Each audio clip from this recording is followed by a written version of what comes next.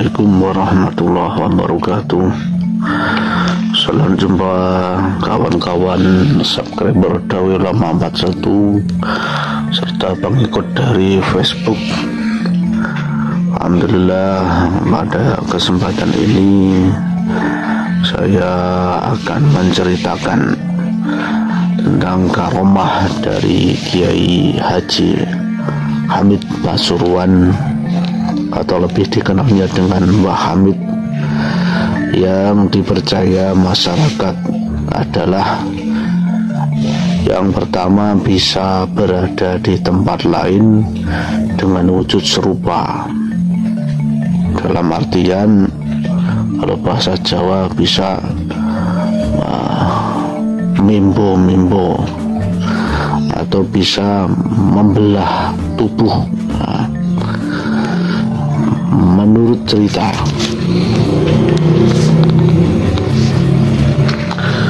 Menurut cerita, kejadian ini pernah didapati oleh Habib Bakir Mauladawiyah.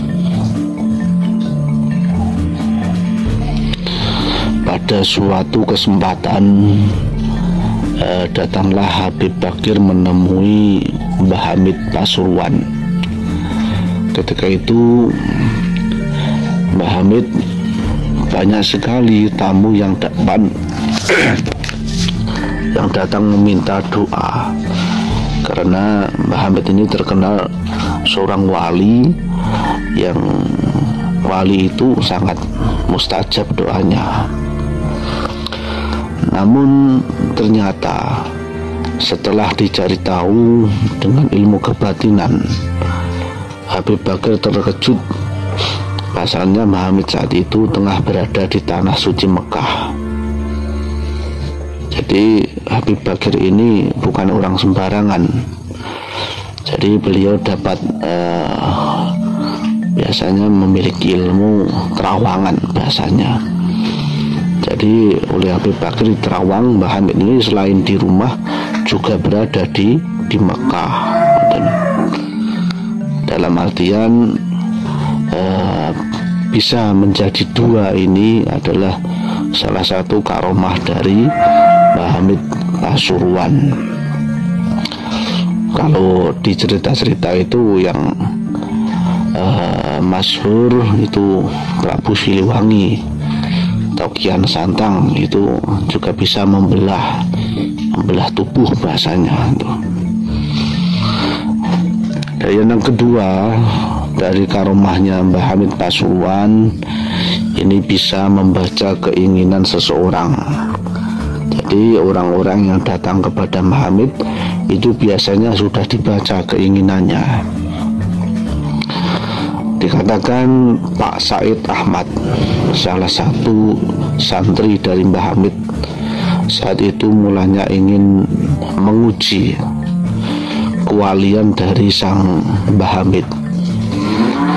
Ia ingin tahu apakah benar sang kiai bisa mengetahui keinginan orang lain. Saat itu setelah sholat isya, setelah sholat isya berjamaah, Kang Said Ahmad ini menunggu jamaah pulang semua. Dia memantau. Jadi setelah para jamaah sudah pulang, dia memantau sekitaran rumah Mbah Hamid, dipantau. Tak lama lampu teras rumah Mbah Yai pun dipadamkan. Dan mengetahui hal itu, Kang Said Ahmad ini berpikir sang kiai ternyata tidak mengetahui keinginannya untuk ditawari makan oleh sang kiai. Jadi Kang Said Ahmad ini pikirannya ingin ditawari makan oleh sang kiai. Nah, setelah itu Kang Said Ahmad ini bergegas meninggalkan masjid. Namun tiba-tiba dari rumah kiai, dari rumah Mbah Hamid, ada yang melambaikan tangan. Dengan langkah ragu Kang Said mendekati. Ternyata Mbah Hamid sendiri yang memanggilnya. ini mangan, kata Mbah Yai Hamid sambil senyum. Dia pun diajak masuk ke ruang tengah. Di sana hidangan makanan sudah tersaji. Ngapunten atau maaf, lauknya seadanya, kata Mbah Yai Hamid. Sampean tidak bilang-bilang sih, Kang Said, sampean nggak bilang-bilang sih. Sejak saat itu Kang Said mulai percaya atas kewalian dari Mbah Yai Hamid. Yang ketiga, tiap tahun bisa pergi ke Baghdad tanpa orang tahu. Selain karomah-karomah di atas, ada karomah lain yang tak kalah familiar didengar masyarakat, yakni konon tiap tahun Mbah Hamid pergi ke Baghdad tanpa diketahui orang-orang. Kisah ini bermula dari kejadian yang dialami langsung oleh Kiai Masudi, daerah Sanan Kulon, Kabupaten Blitar. Jadi Mbah Yai Masudi itu dari Sanan Kulon, Kabupaten Blitar. Ia menceritakan akhirnya tahun 2007 sebelum wafat,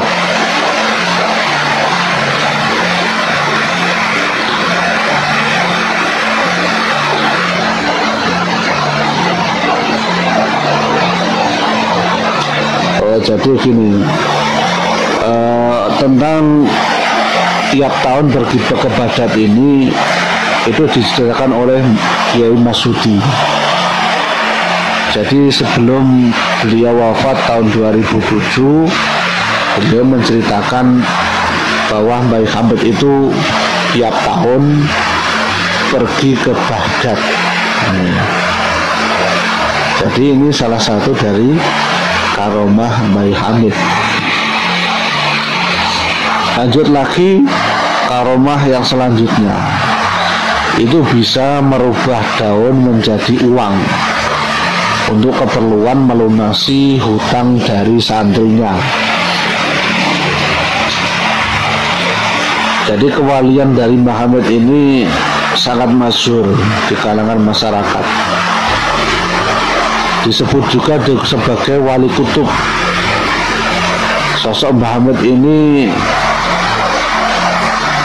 di masyarakat ini sangat terkenal memiliki karomah-karomah yang sangat banyak.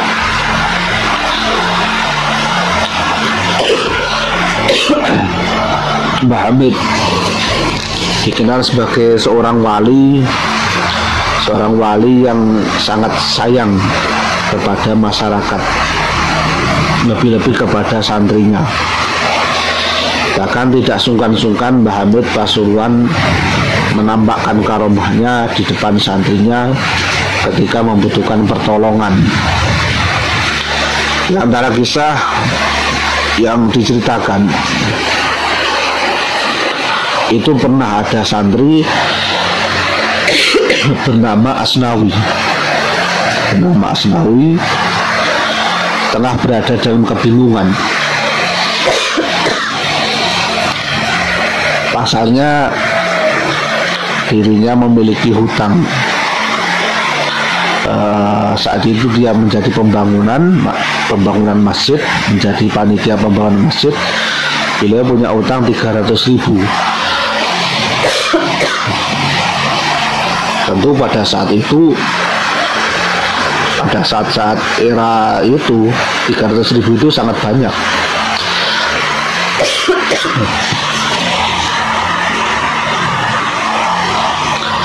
Asmawi bingung, uang sebesar itu bagaimana cara melunasinya, sebab saat itu sudah jatuh tempo. Akhirnya santri tersebut atau Kang Asmawi mengadu kepada Mbah Yai Hamid. Akhirnya santri itu didhawuhi oleh Mbah Hamid. Dengan lembut Mbah Hamid menghibur Asmawi supaya tidak terlalu panik, tenang, karena ada Allah, pasti Allah akan membantu. Mbah Hamid lalu menyuruh Kang Asmawi untuk menggoyang-goyangkan pohon kelengkeng yang ada di depan rumah Mbah Hamid. Daun yang berserakan itu ambil, Kang, suruh ambil, lalu dimasukkan ke saku. Betapa hebatnya daun tersebut menjadi uang. Karena masih kurang, Muhammad Pasuruan meminta santrinya tersebut untuk goyang-goyangkan lagi, Kang, suruh goyangkan lagi. Ajaibnya, daun yang berjatuhan tersebut itu berubah menjadi uang. Berubah menjadi uang. Kini total uang yang didapat adalah 225.000. Nah, tentu nominal tersebut masih kurang karena utangnya itu 300.000.